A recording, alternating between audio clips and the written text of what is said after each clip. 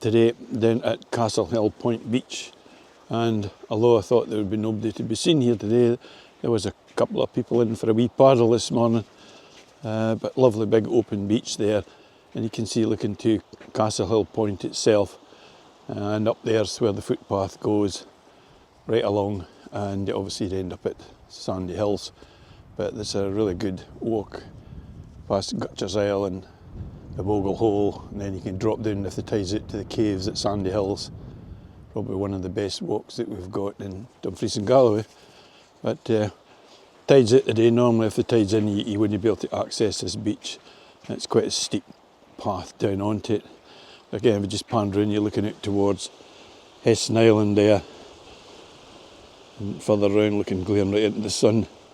But you should be able to pick up maybe Robin Rig away in the distance. But it's a nice beach. A mad spaniel running in front is Luna, away for a paddle. But even the rock structures here, quite amazing. Some of the big rocks that are in here. Very photogenic place to be as well. I'll maybe actually stick in one or two still images that I took today.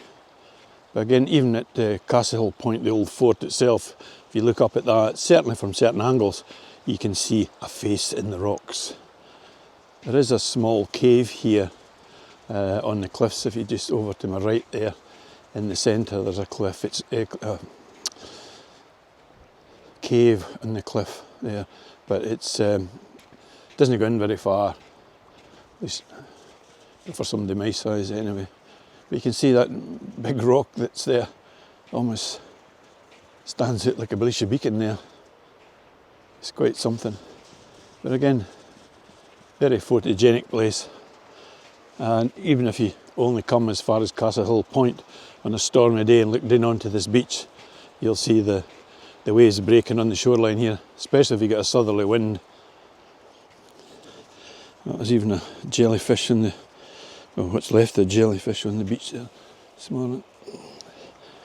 But there is something down here that is what I find interesting anyway as a naturalist, so I'll maybe see if I can find you a piece to show you.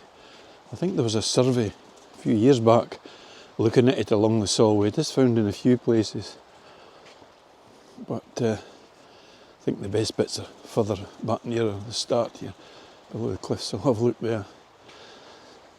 There's also a nice piece of juniper up on the cliff face here as well.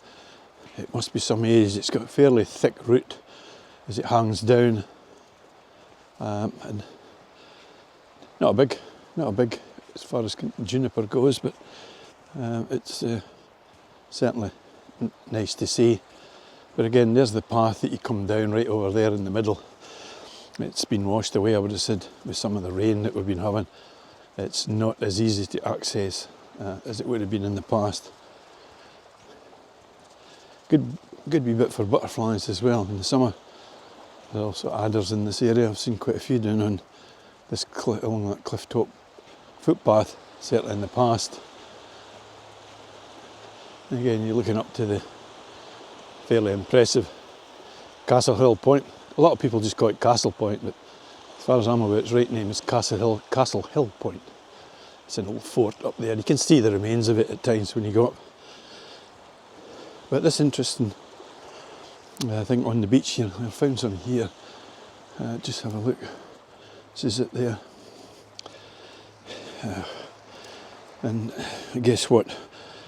Oh, I'll probably get its name wrong, but never mind.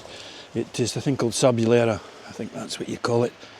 It's a sort of a worm that makes it, I believe. Sandworm, some description, but it lives down in these crevices in there. But yeah, whatever you do if you're doing, don't walk in it or stand in, because it is brittle, it will break. So just go easy and just walk past it. But there you go, Castlehill Point Beach. And a mad spaniel that is filthy. But never mind, she's enjoying it as much as I am. So, thanks for watching, and until the next time, goodbye.